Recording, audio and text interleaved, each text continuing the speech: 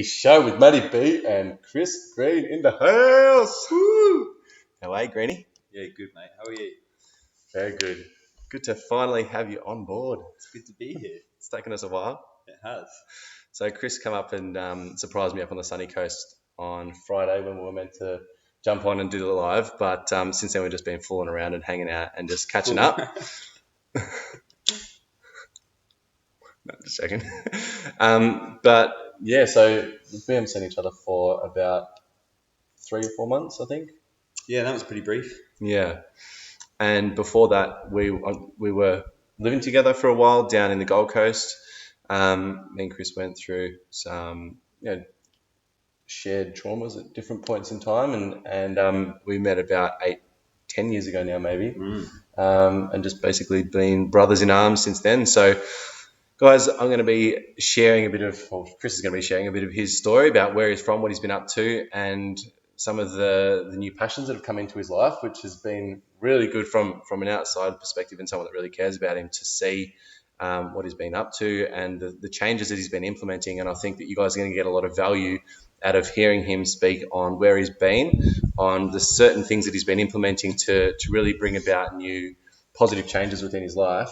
And we'll take it from there. But bro, share with people a little bit about sort of where you're at the moment and just what you're doing with yourself. Introduce yourself to the people that haven't had the privilege of getting to know Mr. Green. No, lucky sod.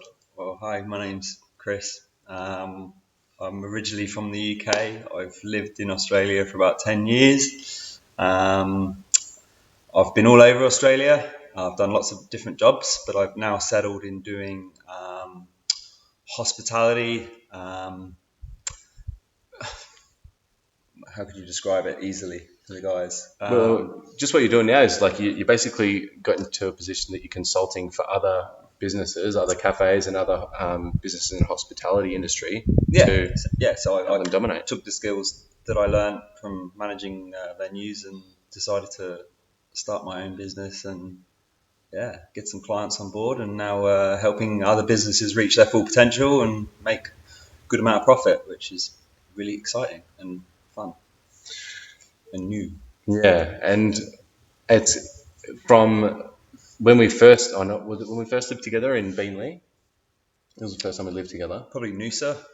Oh yeah, Noosa for a while, but we've sort of crossed paths on and off for years, and always sort of caught up and sort of hung out and lived together and gone through different journeys and challenged each other, and it's been cool. But now we've sort of reconnected, and a lot has happened since the last time we sort of really hung out.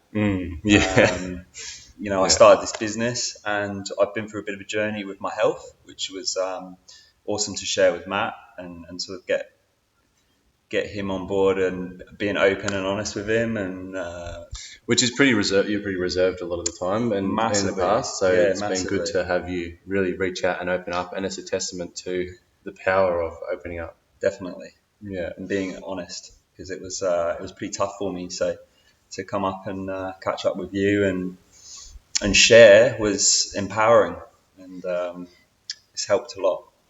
So, guys, the reason I'm looking down is I'm just watching my phone and looking at us on here to see if it is coming through okay. But I can see that it's a little bit jumpy. So just let us know if you can hear us okay, and how it's going on your end. But cool. All right, looks like it's coming through okay. Congrats on episode 100. Woo! I feel very honoured. Me too. And so let's go back to, I guess, you grew up in England and you had a pretty full-on upbringing, and it's something that you've shared with me in part over time.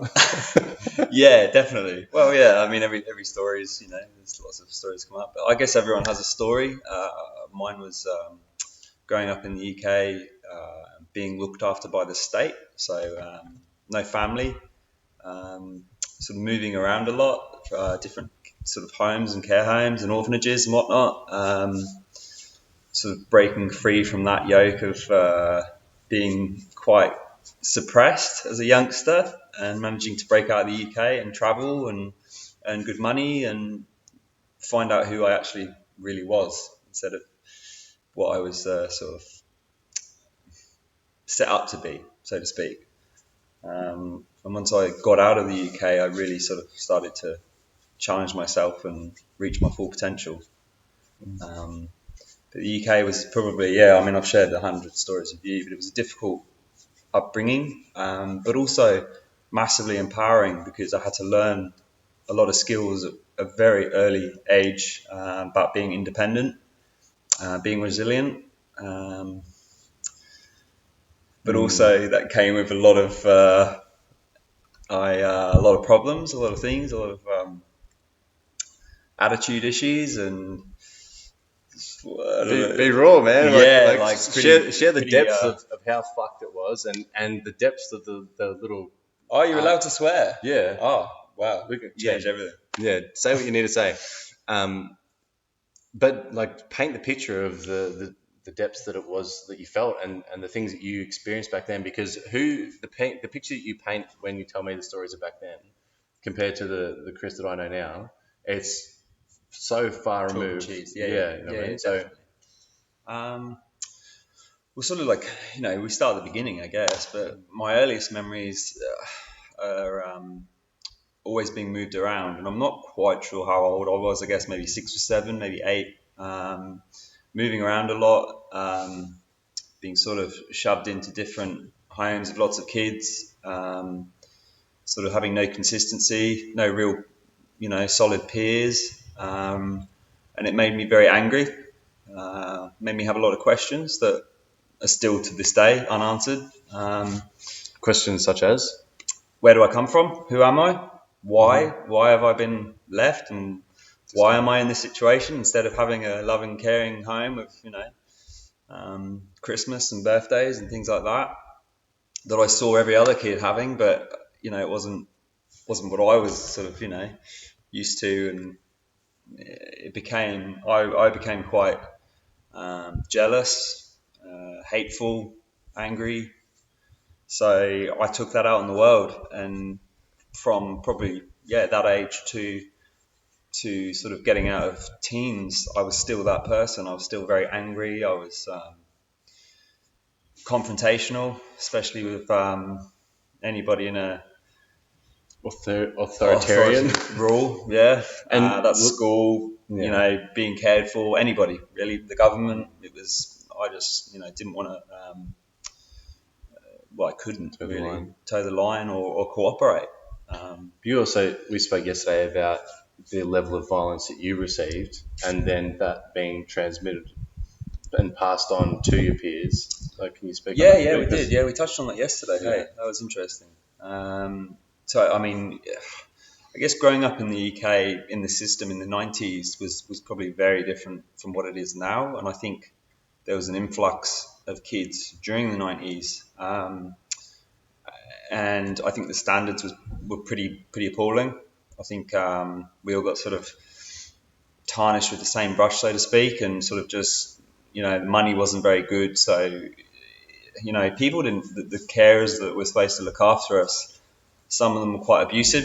Some of them weren't, very, I guess you'd call thoroughly checked to be able to do the role, fulfill the role. And I copped a lot of it because of who I was as a kid, because I was, gobby and rude, naughty, always getting into mischief. So, yeah, I mean, a bit of physical abuse, a bit of mental as well. Lots of, being things like locked in a room for days on end on my own, that's one thing I always remember, and being smacked about quite often, ending up in the hospital a few times. Sucked. It was horrible, but it made me very resilient. Made me, I think, I don't know. Grateful, appreciative. I think the characteristics that I recognise now are just such a deep gratitude for the things you do have. Yeah. Such willingness to work hard and maintain what you've got, and to continue to build just a better life for not just yourself, but the people that you care about and the people around you. And to make sure that nothing like that happens to other people as well. It's just this deep empathy for all other human beings. Yeah, definitely. Yeah, all those things, and powerful as well. Like powerful emotions that I have about it, and I get quite emotional when I talk about it, and I do want to change the world. I really do, especially with but I've never been able to do it on this kind of format. So it's exciting to be able to talk to people and share it, which is awesome. Yeah, and I feel privileged to have created a space and to be able to hold that for you as Yeah. well, because it is really powerful. And there's so many people that struggle with just seemingly such a lesser extent of experiences they're going through, and don't know the path out of it. But when you come across people like yourself that have gone through some pretty harrowing experiences and see the end result of where you're at now, like, it really is inspiring for whatever path you're on, really, to just give you that belief that whatever's going on, you can push through it. There is answers. There is light at the end of the tunnel. Absolutely. I think I'm very oblivious to the fact of what I went through. I mean, it's not, I don't think about it on a day-to-day basis. And because I grew up around kids that were going through the same thing, I became very oblivious to the fact that it wasn't the norm, or, it shouldn't have really happened. Yeah. So, yeah, I mean, it was good times as well. I was adopted at about 8 years old, 9 years old, for a couple of years. And it was good to start off with support, and it was a lot of learning for me, and it didn't work out in the end. About 12 or 13, I sort of moved out with friends and got looked after by the government, and had a sort of caseworker checked up on me, and I still went to school. I took myself to college. I had jobs. I worked really hard, because I think my goal was always to leave the UK, or was always get out and explore this big wide world. And I was lucky enough, and I had the work ethic to work my butt off in things like factories, mainly, doing 12-hour shifts, and then they would sort of offer me another 12-hour shift, and I would say, yep, definitely, to earn money to get a flight and go and see the big wide world. And that was something that changed me, I think, completely. Opened my eyes to what Getting the out world of really is, and Yeah. experienced that. I was angry and all these things, but people were suffering in ways that I never even could comprehend. And The story of when you went to Africa, that yeah, I mean, that was a school trip. yeah, that was a pretty you share that? incredible experience. So it was like a partnership with the school that I was in at the time, and a school in Zambia.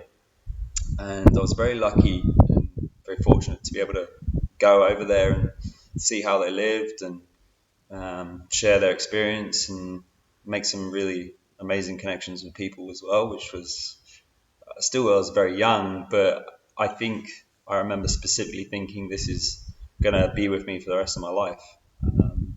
And I'd recommend it to absolutely everybody, Yeah. because I think it changes your DNA. It really does. It changes everything about you to see people that are in a third world nation, that they are so generous and so giving. And we live in Australia, very fortunate enough, and I think people miss that. People aren't appreciative, and they're not very giving. And over there, they give you anything Yeah. straight off the bat. It's a lot different, isn't it? Very different, Yeah. because they don't know what they don't have. And it taught me a lot. Taught me probably being humble and being respectful. Yeah, it was an eye opener, to say the least. But every country was. I was lucky enough to sort of go to America and Europe, and do a lot of traveling and seeing a lot of different cultures and ethnicities and religion, and it just blew my mind. I would say that it's probably the best thing that I ever did. Would you agree that it is that just expansive, your perception of your own world, that just gives you a lot more humility and acceptance and gratitude that comes with that? Like All of the above. Everything positive that I am today, I would pretty much base it down to the fact that I worked hard, I got off my butt, I left the UK, or my oppressed state, and I got up and decided that I was going to see the world and experience and really, really experience what it was like to live in those countries, not just doing a holiday and sort of staying in a resort and sunbathing and eating and drinking. I mixed with the locals and did things that you wouldn't really do on a Kentucky tour or anything like that. Amazing experiences with lovely people, and I met some incredibly generous and giving people that without them I would have been stuffed. And all around the world, met wonderful people, and that generosity allowed me to sort of have a bit of faith back in humanity and a bit of faith in myself that I could implement that, into adulthood. Yeah. So, awesome. so what do you find, looking back at the people that you were surrounded by, the people that you were brought up by, that were creating these environments for you? What do you feel are the main differences within yourself that were contributors to getting you out of that situation and seeing light at the end of the tunnel and not going down that road so much? Well, I think I was going down that road. I think I was quite violent up until I travelled. I was quite, like I said, angry and hostile and non-conformist, and I was sort of destined for that, I think, until I got up and I booked that ticket, and I left the UK, and that changed everything. How long were you travelling around before you got to Australia? Pretty much constant. Yeah. Every 6 months, I would say that I managed to get out and about and see a new continent or a new country or a new culture. I was very lucky to do that. Yeah. But I was also intelligent enough to do it the right way. Being. Well, I didn't. I looked at everyone having holidays and going abroad, going, "Oh, I went to this place and it was amazing. I drank piss and got fat for 2 weeks and sat in the sun." I didn't want that. I would book a ticket. I'd ring ahead and offer anything I could do, from gardening to washing dishes to making beds to cleaning toilets for free accommodation a lot of the time, and that allowed me to integrate with the people better. That allowed me to even though there was language barriers, a lot of the time, it allowed me to sort of see it from a different perspective. And they would introduce me to what they do on a daily basis. Like they'd take the time out of the schedule to show me around, because everyone's excited to show you where they're from and what they do and what they eat and who their family is. And if you show interest, and you create friends for life. And I reckon I could still go to a good amount of countries now and knock on people's doors, and they'd be like, they'd welcome me in and cook me a big meal, basically.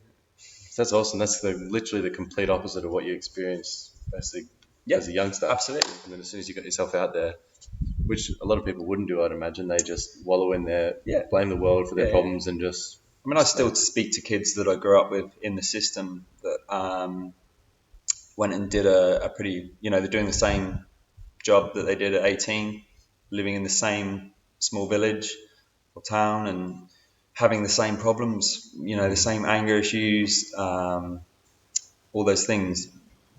And I was fortunate enough to make that break, I guess, to go out and do it and travel, because it changed me for the better. And you do talk about work ethic and the lack thereof over here a lot of the time, and but I sort of guess I'd challenge that in the sense that surely there's people that are stuck in the system that just had less of a work ethic and a desire to get out. Yeah. I think I was always capable as a kid. I didn't just challenge authority because it was fun. I did it because school was never interesting. And I don't know if people would relate to this. I think it's a massive problem across the world that school is so based. You have in England, it's 30 or 40 kids in one classroom, and they're supposed to be, they're just putting you in this great big box. And for me, I never listened to it. I was already confident that I already knew more than the teacher. even from a young Yeah. age, I was, just not interested. Yeah. I already knew it. Yeah. I'd read the book and, I got the T-shirt, so to speak. So, and I know that other people weren't capable of that.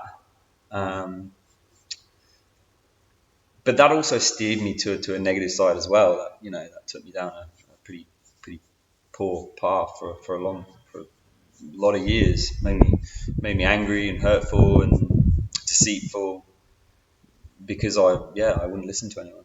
Yeah. Even people helping me, I just pushed everyone away. Well, even us, like it took you a long time to open up, even to me, about a lot of stuff. And I remember we were instantly had a connection. We were like brothers, Yeah. like that. They're pretty incredible, really. If you think about it, the times we've had. Oh my god, amazing. So to tell you the story, basically in 2010, I went up to Queensland with a friend for the first time to get a job in the mines and start working in the mines. I just landed in Australia in the Gold Coast and moved out to Emerald not long before that as well. And one day I was just walking down the street and decided to get a couple of drinks. So I went into the Bottle-O and saw this good-looking fella just hanging out there. Just Not that I wasn't hanging out at a Bottle-O, I was working in a Bottle-O. he was getting paid to be there. Yeah, I was getting paid. Didn't look like he knew what he was doing. But I didn't even know what a Bottle-O was. But just sort of got along and was like, "Want to be friends?" Yep. All right. Friends up. Oh, Yeah. sweet. And so basically, like I said, from there it's basically been a just flowing sort of into similar places and close by as the years have gone on, and just that instant connection, and you never know where it's going to come from or what corner you're going to turn and who you're going to bump into. Absolutely, open yourself up to people. We instantly had rapport and we challenged each other. We talked about ideas, which was something that is pretty rare, I think. Yeah, and just I think an acceptance of each other, and that ability to not give a fuck and speak our truth as well. Yeah, absolutely. Like the other day was a good example.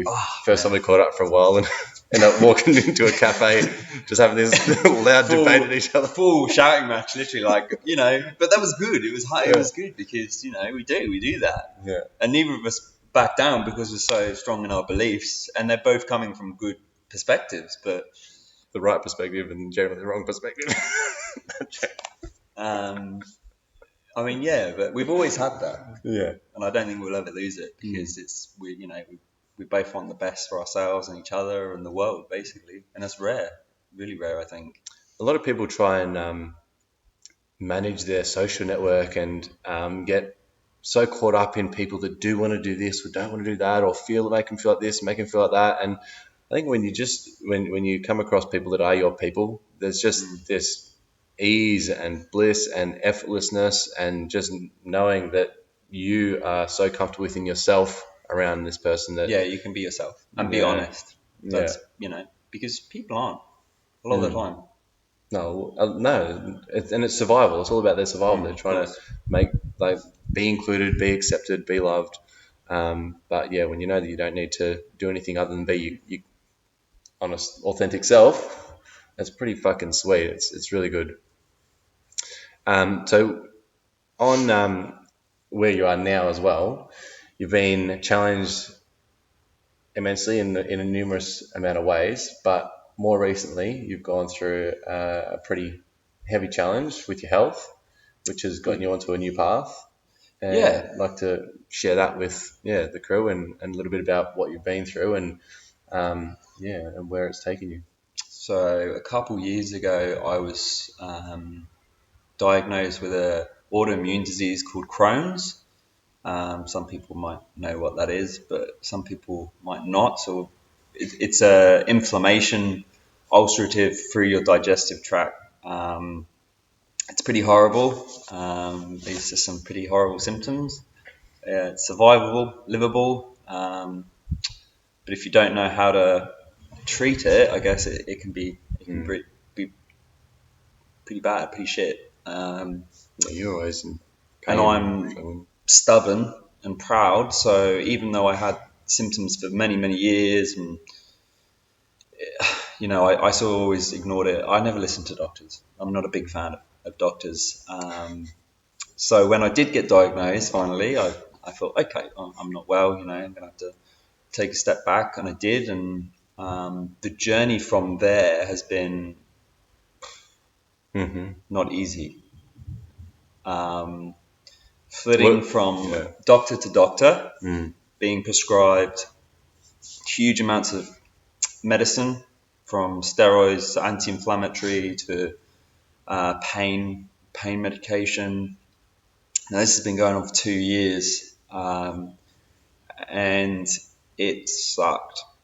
It really did. I was self-medicating for a little while because marijuana for the pain, anything.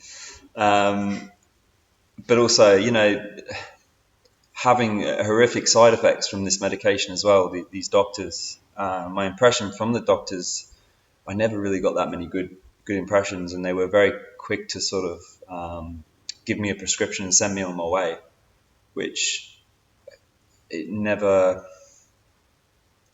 covered symptoms, but it would usually create other symptoms. I find it offensive almost. More and more I've been going to doctors the last probably 4 to 5 years. Each time I've decided to go there for whatever's come up, each time I feel more and more offended in the lack of, I don't know, just care. Yeah. Now, I'm not saying don't go to doctors. Do go to doctors, because it's important to, because you can at least find out what's happening. For years I didn't, and I think that made it all the more worse when I did find out. But yeah, sort of flipping from doctor to doctor and not really finding a solution, and actually getting more ill, really. So good for diagnosing, not so necessarily the best for treating. No, yeah, definitely. Experience, yeah. I mean, everyone's different, and I guess there are people out there with Crohn's disease that have amazing, healthy lives. Elite athletes have it. You know what I mean? So there was always hope, but the experiences I had for nearly 2 years were pretty negative. Yeah, really, really negative. Yeah. Sort of moving from gastroenterologists, which are like tummy experts, to the next, and still not having any success. I think that's the biggest word I've heard you say. What? Gastroenterologist. Yeah, I became very savvy with all the knowledge that I learned. What they consider knowledge, I guess. But probably about 3 months ago, I was ready to die, basically. I'd given up. I had all of this for the first time 2 days ago. And I became a hermit. I stayed in bed for about a year. I shut myself off from the world. Got very overweight, very unhappy, very depressed, very, very, very unhealthy. Why didn't you reach out at that point for help? Why didn't you ask for help, do you think? Stubbornness, pride, and exhaustion. I think I'd pretty much given up. A few times, being rushed to hospital and just thinking, this is it, this is the end. I'm out. The pain was so bad at times, like it was. Yeah, I was ready to give up. And for anyone going through this similar thing, don't, because there is good news. I got through it, and it was a massive shift in my thought process that allowed me to be sat here now reasonably healthy and happy. Massively. And can you relate to not seeing the light at the end of the tunnel, obviously? And oh, mate. I mean, I've never suffered with depression, so to speak. But I was, pretty suicidal. I mean, I thought about it a few times, but I was never, I was willing to go through with it. And that was probably guilt for people like yourself, because I didn't open up. I never spoke to you or any other people that I would consider my close family or friends. So I guess from that, I decided that I was going to stop taking medication and I was going to go back to basics. And from reading and researching and just endless attempts at different things, I decided that I was going to go real basic. And I looked at a simplistic nutrition and exercise plan, basically. What made you do that? Other than just being fed up with the medicines and the feeling bad, what specifically directed you to that? I remember waking up one day and I hadn't pretty much left my room for 2 days. And I woke up one day and I'd pretty much just been sleeping constantly, which has been a habit for, or, my life for about a year. And I looked in the mirror and I was about 100 kilos. I'm 95 and I'm big. And I'm only 6 foot, so 100 kilos is I'm 6'3". big. Yeah. I'm now about 80 kilos, and that's happened in just over 3 months, which is a lot. And that was at my worst. And not only was it the weight, I was so unhappy and so unhealthy, I was exhausted. And I looked at myself in the mirror and thought, I guess it's that cliche, but I didn't recognize myself. And I knew that this was a last ditch attempt. I couldn't keep doing it. So I thought, okay, what am I going to do differently? And I'd been looking at a few things, especially with nutrition and diet. And I tried something that there wasn't a huge amount of information out there. And I'd never really heard of it before. But it's a keto diet, which essentially means zero carbs or a very small amount of carbohydrates. Carbohydrates are wheat, grains, sugar, basically. And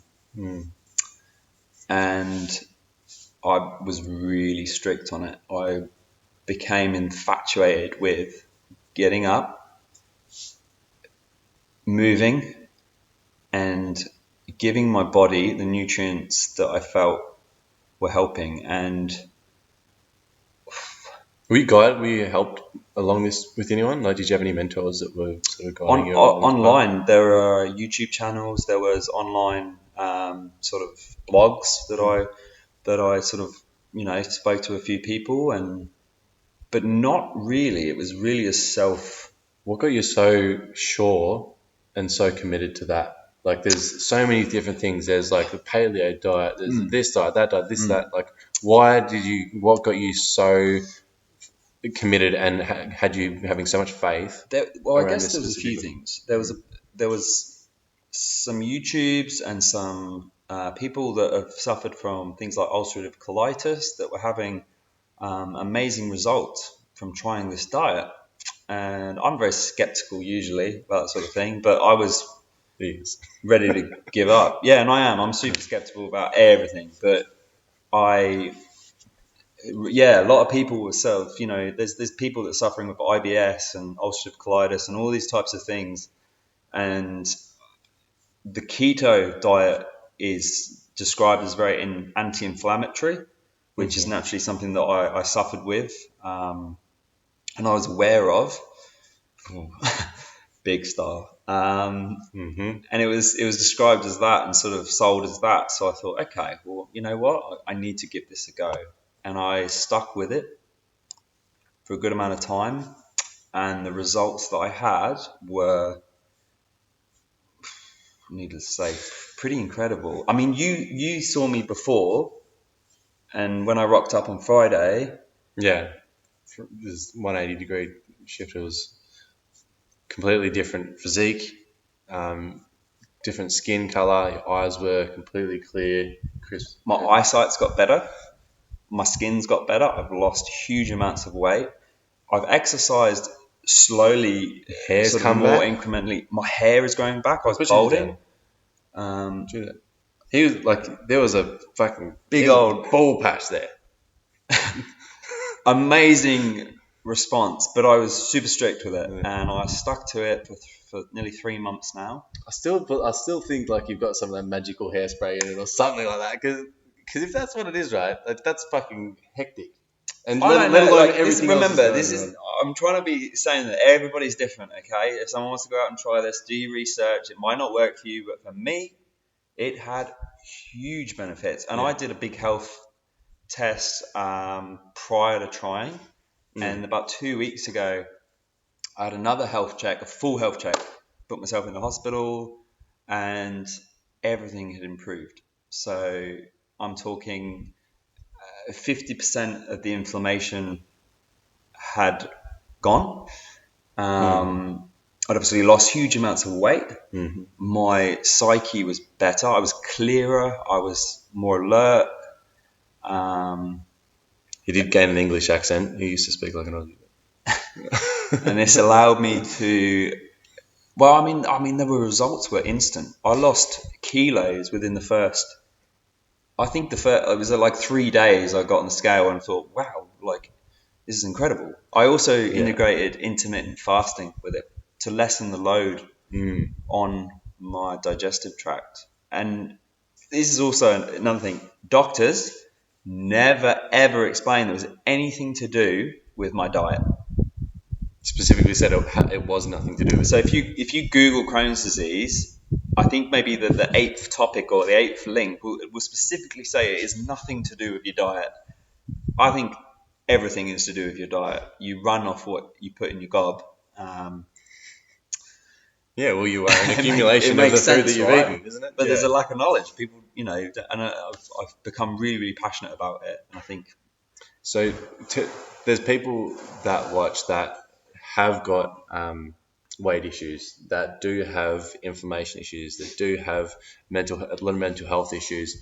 People out there that I've spoken to that I know that struggle with consistency, with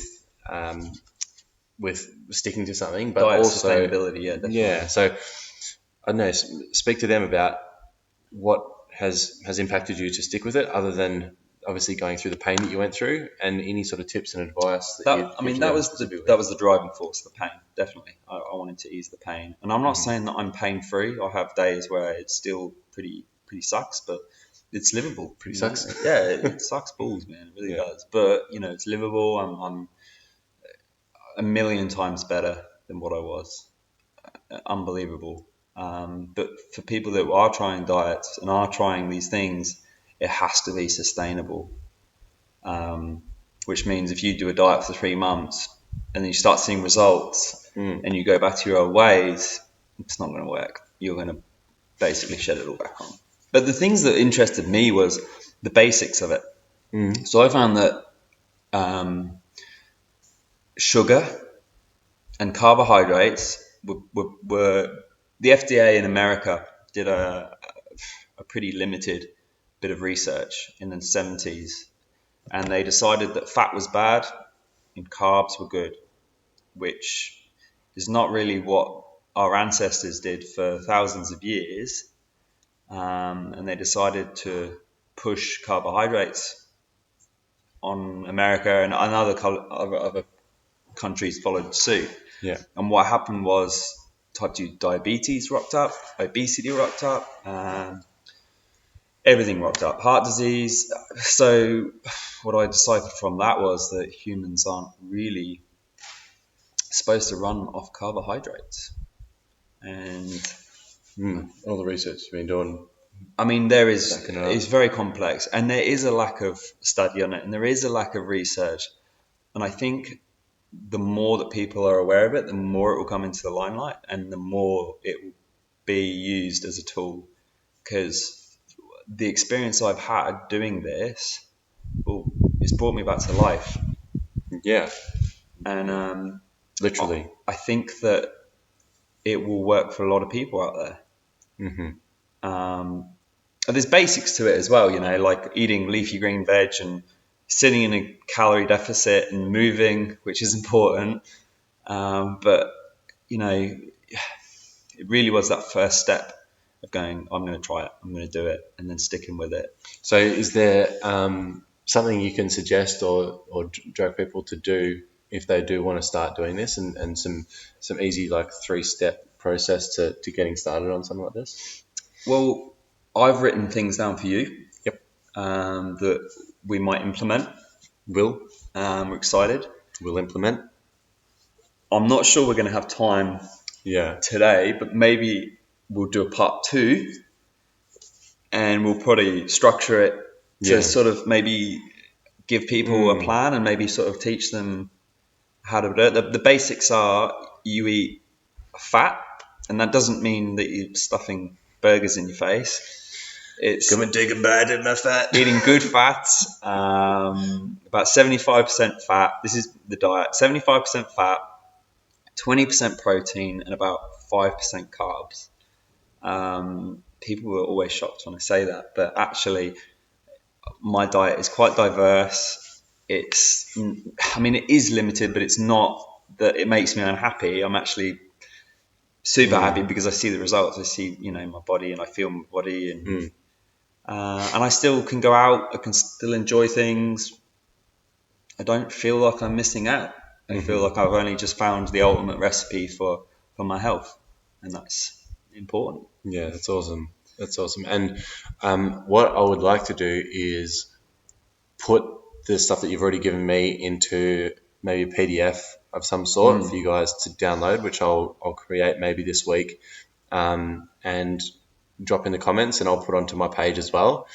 But is there something that you would like to create, or the space that you'd like to hold for anyone that does want to speak to you specifically on that? Or well, mate, we can set something up. Like there's plenty of ways to set up a blog. And look, I'm pretty active now about trying to get the information out there. And there are people all over the world that are finding this every day. There's more people that's having these success stories, and it's so basic when you think about it, but the knowledge isn't there, and people still will eat burgers and chips and shakes and I think the knowledge is there. I think it's more so that there's such an abundance of options that it just gets completely waters down. Like, what is the real, what is the juice that is going to actually serve me, and how do I sieve through all the shit? Yep. I mean, the ketogenic diet is used primarily for weight loss, but for me, it was more about the health benefits. I said I went to the doctor and I had that health check, but all my biomes skyrocketed. What are biomes? So everything that you're made of, all the good stuff and the bad stuff and everything else, I had that check before I did the diet, and I was very low in a lot of sort of base minerals, and I was pretty depleted. I was not very well, and 3 months, I was healthy. Yeah, that's craziness. And there's been sacrifice in that time, and there's been a lot of hard work and a lot of consistency. Well, considering you were thinking 3 months, and I've lived with symptoms for 10 years. Yeah, that's it. And considering you're contemplating throwing it all away. And I think a lot of that was the medication. So I'm super anti a lot of the medication that I had, and maybe we can write that stuff down as well. Share it. It's like antidepressives. What sort of things was it? Well, I mean, it was sort of they'd give you one thing for anti-inflammatory, but then it would make you paranoid or depressed. So they'd give you something for depression, but that would lead to more stomach problems. And then they'd give you something for that, and you'd make you hold water weight, so you just get really big and fat and healthy. And really big and fat. Oh my God, there are just so many things that you'd have, and then you'd have a symptom from that, and then you'd go back to the doctor and they'd give you something else, and you'd be like, I'm not supposed to be taking 5 or 6 pills a day, or and then some, and none of them are working. None of them are making me feel any better. If anything, I'm just getting worse. Yeah, fuck that. Yeah. But I feel like I found the ultimate formula for me personally, and it might help with a lot of people. Well, definitely. I can't see how it wouldn't. If there's one thing you'd like to leave people with, a thought, an action, something, what would you like to say to those that are watching or listening?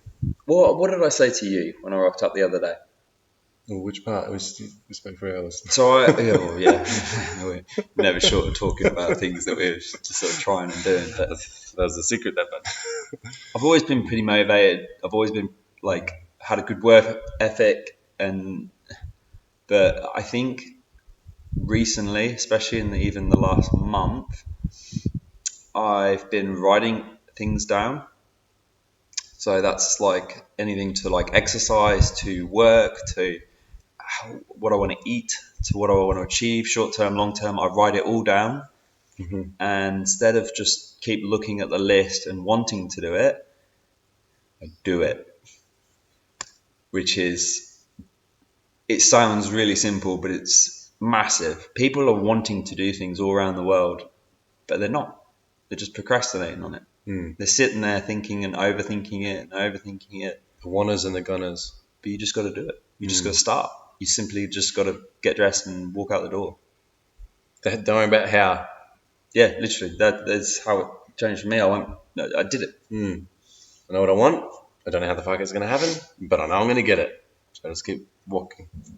Just keep swimming. And there's so many times in my life where I can sort of relate to that as well, like the doing part of leaving the UK and the doing part of wanting my residency in Australia. And yeah, it's weird. You go through these cycles of being pretty cruisy and just sort of existing, and then there's other times where you thrive.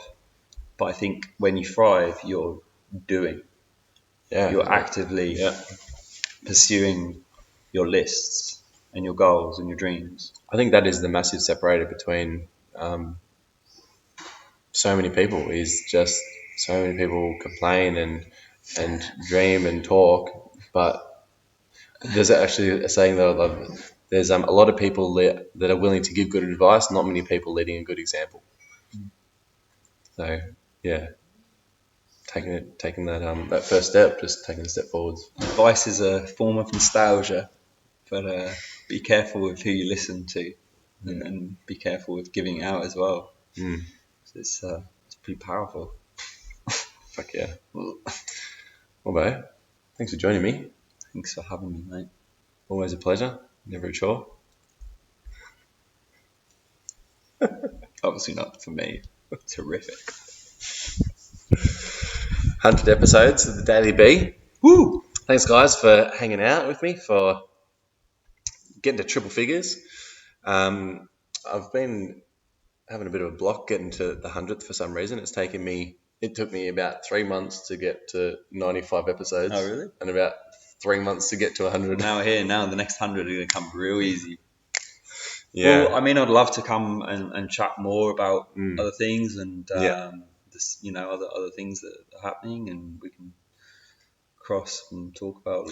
We're never short of things to talk about. No, we're not. We're literally never short of things to talk about.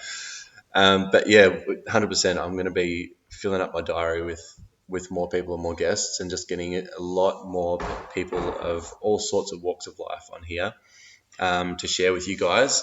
Because again, I'm just having the most amazing conversations with the most amazing people, always meeting new and amazing folks. So I'm going to bring them to you as much as possible. So amazing, mate. I've got a friend here who might be on the show soon. You want to be on the show soon, Sandy? Hey, Sandy. Just walk behind and just do a quick wave by. So we got Sandy in the background. She's going to be joining us on an episode soon. But yeah, I'm going to be tuning in. I am taking my time with putting episodes through. But again, thank you for your patience. Thanks for hanging out with me. And this was done pretty off the cuff. To be fair, this episode, I mean, it's like we just sat down and set it up and started talking. Yeah, and cool. It is, and that's how simple it can be. It doesn't need to be, and this is the part of the doing as well. It doesn't need to be some grandiose plan that you take all this time, and it's like literally you want to do something, just do it. Don't overthink it. Yeah, just perfection's great. Like it's great to be perfect. It's great to have everything in place. It's great to be seen this way. But at the end of the day, if you're not fucking doing something, then there's no point just fucking planning all this shit that's not happening. So yeah, you can always learn. So again, I did a video the other day. Just get into action, do something, and then watch what you did, assess it, find what you did great, and then ask what you can do better, and just keep going on there, because nothing's ever going to be perfect. But it's just it is what it is. You always get what you need. So, guys, thanks a lot. Any last words of advice, words of wisdom? Well, I think we'll save them for the next one, so there'll people be tuning in then. Yeah, I'm going to try and get you to take on some sort of, we'll create some sort of space where people can come and work with you specifically around this in some form or fashion. I think that would be pretty valuable for everyone involved. So just planting that seed there. Well, I mean, if anyone gets in contact with you and you know Yeah. wants to get hold of me somehow, we'll work it out. And Mhm. you know, I'm always wanting to hear people and positive stories and helping. Yeah. And for any business owners as well that in the hospitality industry in particular, but really any business owners that are wanting to maximize their profits and check out their systems and get a bit of a better understanding of their own business, of someone looking from the outside in, connect with this man here through me or through him or however you decide to go about it. But do that too. And guys, take it easy. Enjoy life. We'll see you on the next episode. Peace, love, and hair grease.